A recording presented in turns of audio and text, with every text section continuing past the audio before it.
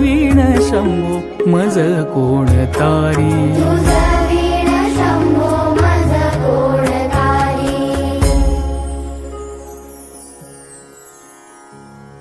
शास्त्राभ्यास नको श्रुती पडू नको तीर्थासी जाऊ नको योगाभ्यास नको व्रते मख नको तीव्रे तपेती नको काळाचे भय मानसी धरू नको दुष्टासी शंकू नको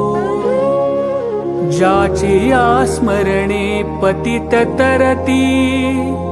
तो शंभू सोडू नको तो शंभू सोडू